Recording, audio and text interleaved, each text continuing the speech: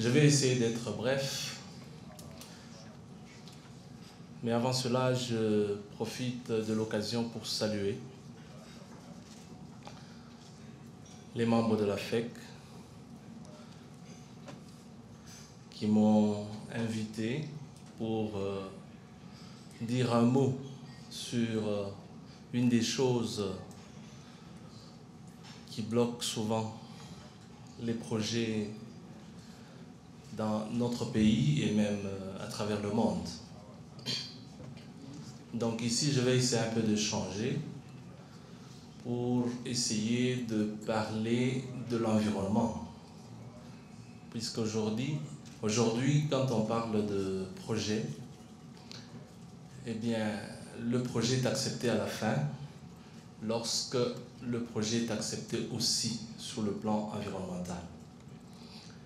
Et en parlant énergie, comme tout le monde le sait, l'énergie aujourd'hui, on ne peut pas parler d'énergie sans parler de l'environnement. Il y a des milliers de conférences qui se passent à travers le monde où tout le monde le sait, quand on parle d'énergie, on voit le changement climatique et aujourd'hui beaucoup plus avec le renforcement de l'effet de serre, avec la production de l'énergie en utilisant la voie thermique, avec les combustibles fossiles. Je salue les participants,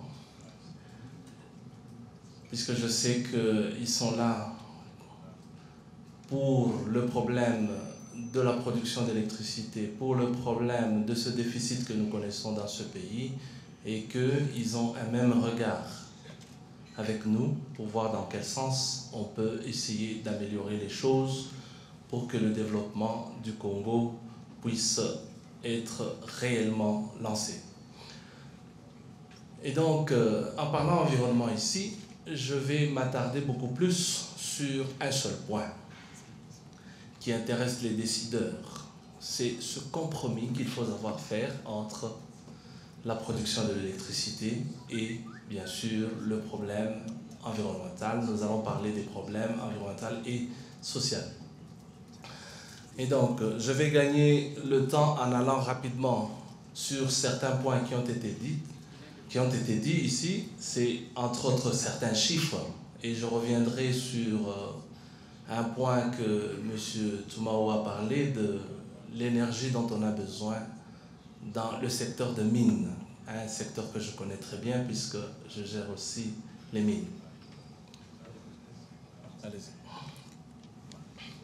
Et donc, je résume la présentation en ces 4 points. Donc, après une brève introduction, donc je vais parler du mode de production d'électricité. On en a parlé ici, je vais aller très vite. Le besoin énergétique dans le secteur de mines. Mais au point 2, je vais insister beaucoup plus sur les modes avec le problème de l'environnement. Et donc, on va essayer de prendre quelques conclusions pour tout ce qui concerne les décideurs. Et nous allons voir que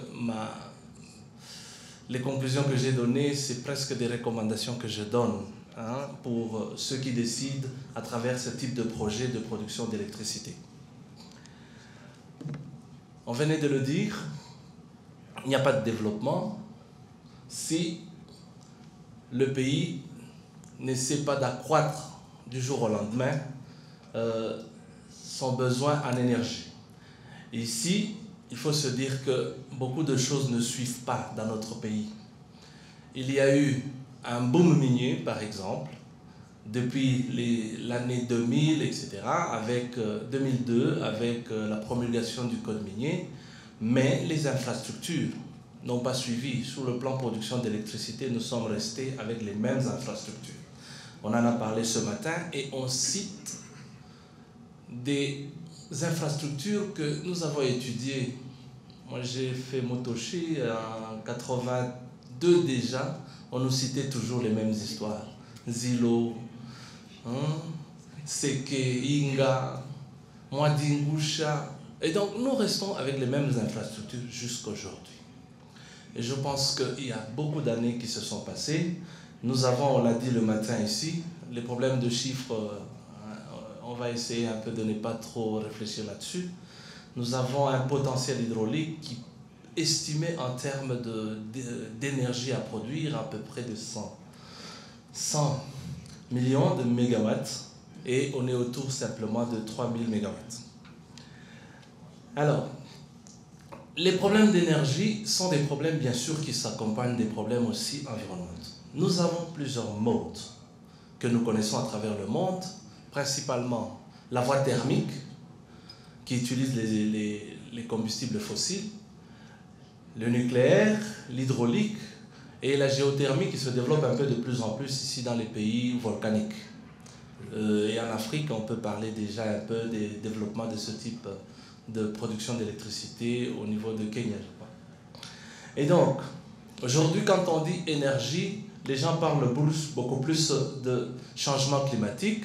Et quand on parle de changement climatique, en soi, on regarde plus la production de l'énergie par la voie thermique.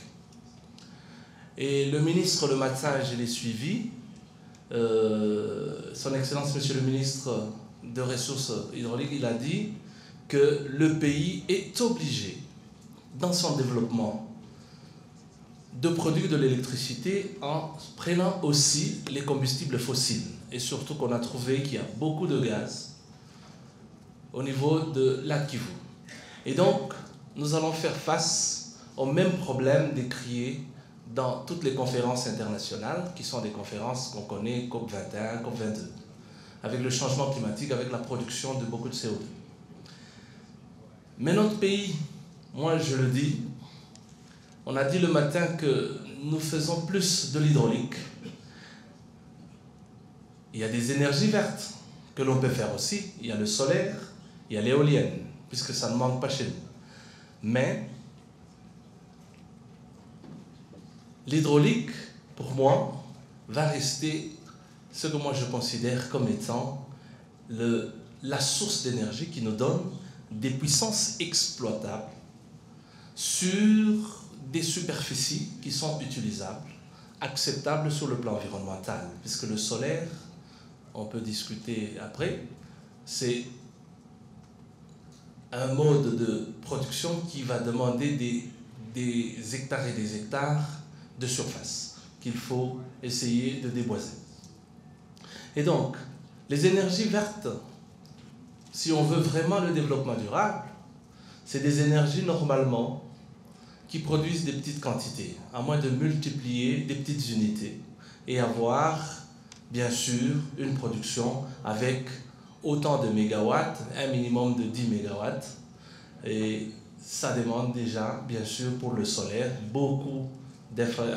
un espace très très important. Et ici, je crois que nous allons beaucoup plus parler de compromis qu'il faut faire. Lorsqu'on choisit de faire l'hydraulique, eh bien, l'hydraulique, il n'est pas dit que l'hydraulique n'a pas d'impact sur l'environnement. L'hydraulique aussi a un impact, on va y revenir.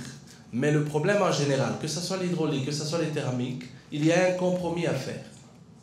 Un compromis à faire lorsqu'on est décideur avec la protection de l'environnement. Lorsqu'on veut produire de l'énergie, on doit voir si le projet a un impact sur tout ce qui l'entoure.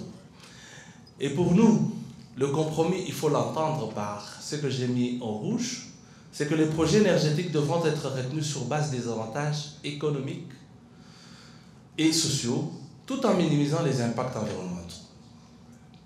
La trilogie dont on cherche, économie, le social et l'environnement dans le développement durable. Et donc, pour tout décideur, il doit avoir un regard sur les trois choses. Et aujourd'hui, les écologistes, ils vous disent directement, quand ça a des impacts, non, ce n'est pas bon. Et vous verrez que l'Amérique, les gens se battent avec la fracturation hydraulique. Ils refusent ce type de technique d'exploitation de gaz de pétrole.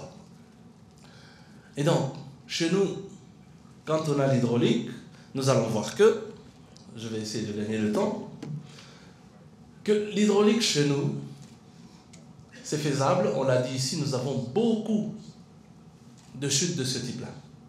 Et donc, des choses qui nous montrent effectivement que nous pouvons capter ce potentiel hydraulique et essayer de le transformer en utilisant bien sûr les dénivellations pour produire de l'électricité. Nous avons des grands ensoleillements en Afrique, nous avons des grands ensoleillements chez nous, et à certains endroits, on peut se permettre de faire aussi le solaire. Et donc, le choix, beaucoup plus, moi je pense, chez nous, va se baser beaucoup plus sur l'hydraulique et le solaire, que je considère comme étant des modes de production, mais qui ont des impacts qui ne sont pas vraiment considérables, comme le thermique. Si on veut produire avec le thermique, eh bien, on peut mettre même des unités de traitement des gaz qui sont émis, mais au final, il y aura toujours ce CO2 qu'il faudra trouver comment le balancer avec des puits dans CO2. Et donc, prenons ce que M. Toumao a dit. Ici, chez nous, nous avons les mines. Avec un déficit, on l'a dit, de 750 MW. Le problème de chiffre, 600 à 700 MW. Et moi, je pense qu'en allant vers les 750, c'est encore un peu la réalité, dans ce sens que les évolutions actuelles de nos technologies seront des évolutions vers les sulfures, puisque la plupart des gisements commencent à s'épuiser en oxyde, et donc on va avoir encore beaucoup plus besoin d'énergie pour la transformation de ce type de concentré ou de minerai. Déjà, au niveau des frontières, à chaque fois qu'on taxe les concentrés sulfurés, ils se disent, nous voulons bien transformer ces sulfures en cuivre, mais malheureusement, le besoin énergétique se pose. Et donc, Frontier est en train d'utiliser l'énergie de la Zambie. Et donc, pour les projets miniers actuels, si on est autour déjà de 700 MW, et qu'on regarde autour de nous ce que nous avons comme potentiel, eh bien, moi je pense que l'hydraulique, c'est ce que Dieu nous a offert. Le potentiel hydraulique, il est là. On peut faire le solaire ici au Katanga, mais faire le thermique, ça veut dire qu'il faudra importer des grandes quantités d'hydrocarbures. Et je pense que, à ma place, si vous êtes décideur, vous déciderez de la même manière que pour le Haut-Katanga. Il est difficile de se tourner vers la production avec, bien sûr, les hydrocarbures. Un peu plus proche, bien sûr, on a parlé de l'UENA, mais l'UENA, il faut se dire déjà qu'avec l'UENA, le malheur, c'est que le charbon de l'UENA est un charbon impur qui contient un peu beaucoup de soufre. L'utilisation du charbon de l'UENA va demander une opération de désulfuration qui n'est pas facile, ou bien carrément de produire de l'électricité en polluant tout l'environnement. Et donc c'est un des projets que je connais bien, qui a traîné et qui continue toujours à rester dans les tiroirs des gens à cause de la mauvaise qualité de ce charbon-là. Aujourd'hui, avec la loi libéralisant bien sûr le secteur de production, de transport et de distribution de l'énergie, au niveau du Haut-Katanga, nous, comme on l'a dit le matin par son Excellence vice-gouverneur, nous appuyons carrément tous les projets, puisque nous savons, comme tout le monde l'a dit le matin, que sans production d'électricité, nous allons avoir des problèmes de frein pour le développement. Et donc, ici, j'ai pris quelques projets, des projets que moi j'ai reçus en tant que ministre de l'Environnement, en charge de l'environnement, pour la partie environnementale. Il y a le projet KEC, avec 5 petits barrages pour un total de 80 à 90 MW. C'est des petits barrages et donc on produit facilement 10, 15 MW, etc. C'est un projet que nous avons étudié très bien. Et il y a le projet dont on a parlé ce matin qui est déjà signé. Le document, moi j'ai lu 150 MW, mais on a parlé ce matin de 120 MW. L'investissement au niveau de Sombwe. Et il y a le projet dont son Excellence vice-gouverneur a parlé le matin, qui est un produit de centrale solaire de 20 MW. Les 3 projets que nous avons acceptés et pris à bras ouverts. Et pour nous, nous disons, ces 3 projets sont des projets qu'on peut facilement faire, quoique sur le plan environnemental, il y a des petits problèmes, mais nous considérons que c'est l'œuf qu'il faut casser pour manger l'omelette. On n'a plus rien. Bien sûr, on ne peut pas faire une mine sans déboiser, on ne peut pas faire des centrales solaires en utilisant des terrains à peu près, enfin, des espaces de 10 terrains de foot sans déboiser. On est obligé de déboiser, mais c'est le prix à payer. Si nous pouvons parler brièvement de l'hydraulique, lorsqu'on prend la phase de construction, tout le monde sait qu'on apporte des grandes quantités de matériaux, et donc il y a des impacts indirects là où on sort les matériaux de construction, avec l'exploitation minière. Le barrage lui-même produit un recul d'eau très important. Les petits barrages dont je parlais ici, déjà de Kek, il y a des reculs presque de 6 km, et avec Sombwe jusqu'aux chutes de Mwadingusha, c'est fait presque 36 km. Et donc, vous voyez, avec ce recul, donc, on va automatiquement inonder des grands espaces. Et cette inondation, bien sûr, va nous faire perdre beaucoup d'écosystèmes. En tant qu'écologiste, je dirais, c'est scandaleux. Mais en tant qu'écologiste et un homme économique, je dirais, il y a un compromis à faire. On accepte de noyer certaines espèces végétales pour l'économie ou pas. Et donc, en faisant ce compromis-là, nous considérons que les projets sont obligés d'être acceptés et que certaines choses doivent être... enfin, c'est le prix à payer pour l'économie, enfin pour l'environnement. Eh bien, pendant la phase d'exploitation, ceci c'est ponctuel normalement. Quand on a déjà noyé, c'est noyé, donc on a accepté de noyer. Mais pendant la phase elle-même d'exploitation, il y a ce problème bien sûr de perturbation un peu de la vie aquatique. On met des grilles pour protéger la vie aquatique, mais il y a un problème de migration que vous provoquez. Par l'oxygénation poussée, les poissons commencent à migrer. Ça devient un point de pêche plus facile, mais c'est quand même un petit dérangement sur le plan. Et donc, les différents impacts ne peuvent pas, pour nous, on considère, bloquer les projets.